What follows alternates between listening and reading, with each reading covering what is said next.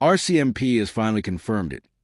The exact minute-by-minute movements of Daniel Martel in the crucial hours before Lilly and Jack Sullivan vanished without a trace.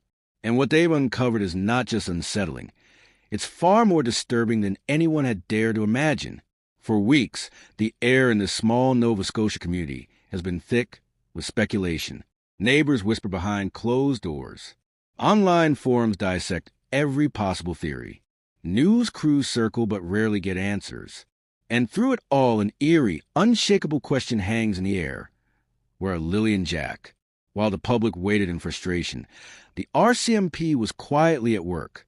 Behind the scenes, detectives were building a timeline, a precise reconstruction of Daniel Martel's every move in the lead-up to the children's disappearance.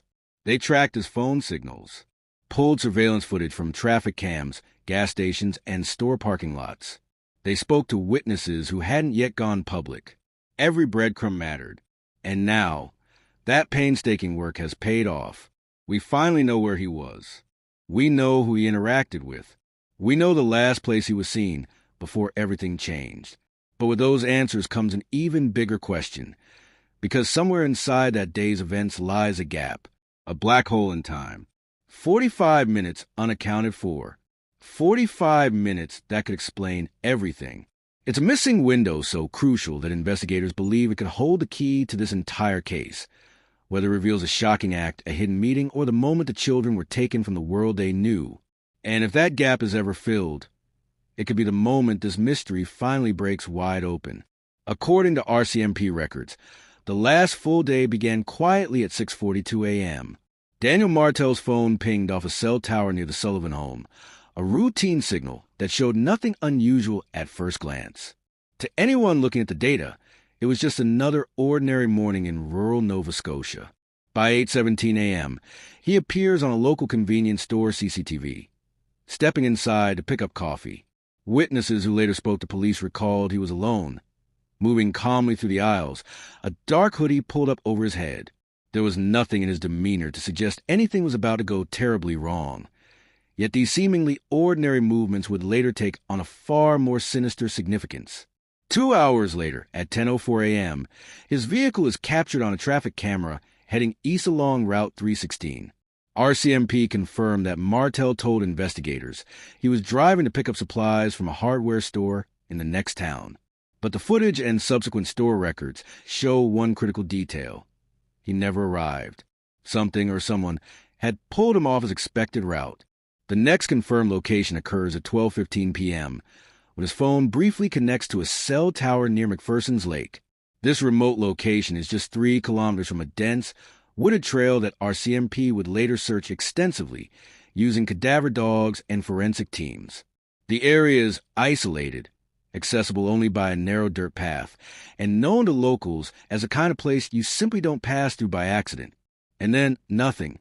From this point forward, there is no phone activity, no calls, no texts, no digital trace to follow. For nearly an hour, Daniel Martel disappears from the map entirely. His movements during this critical window remain a mystery, a void where the answers to Lilly and Jack's disappearance may lie hidden. Around 12:40 p.m., 2 local residents reported something that would later raise serious questions for investigators. Both witnesses told RCMP they saw a man who perfectly matched Daniel Martel's description near the edge of a treeline close to McPherson's lake. On the surface, it might have seemed like a simple sighting. But here's the catch. Martel himself told police that by this time, he was already back at the Sullivan home. His statement and these eyewitness accounts don't line up. There's a contradiction that investigators say can't be ignored. One of the witnesses, a retired park ranger familiar with the area, recalls something even more chilling.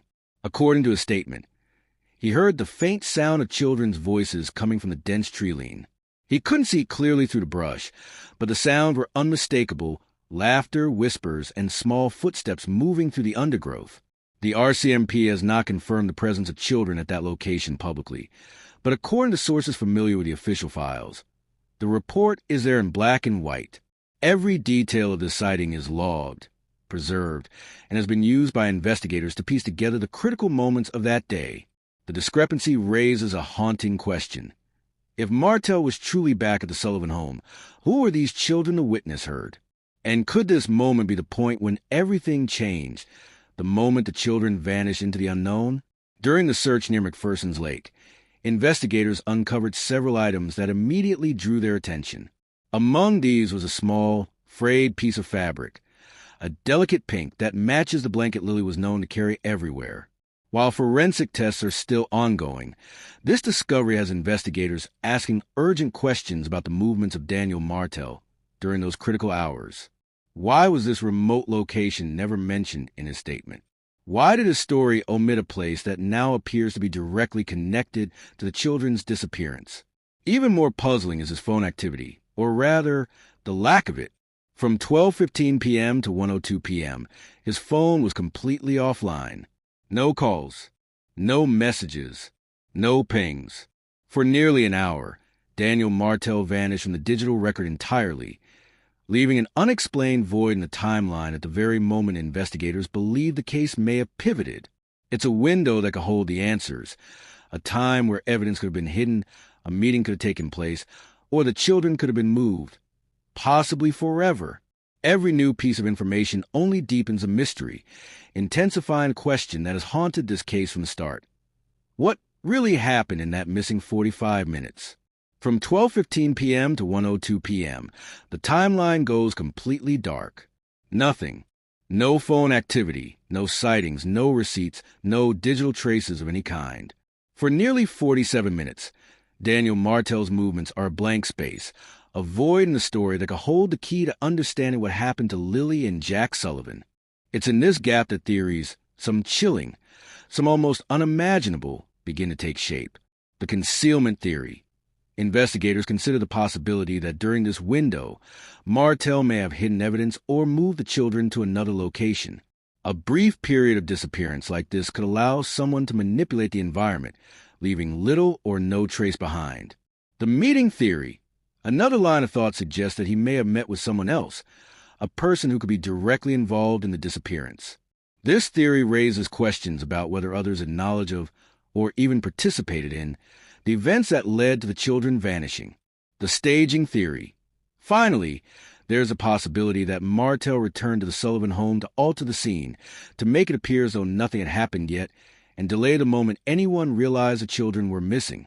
This could explain discrepancies between his statements and witness accounts, and why the evidence found later doesn't fully align with his story. Each theory opens a new layer of possibilities, and a new set of questions. What really happened in those missing 47 minutes? Was it a single act or multiple coordinated actions? Did someone else play a role, or was it all Martel's doing? Until investigators fill this gap, the truth remains tantalizingly out of reach, hanging over the case like a shadow, the darkest and most critical stretch of the timeline. At 1:03 p.m., Daniel Martel's phone suddenly comes back online, this time pinging near the Sullivan home.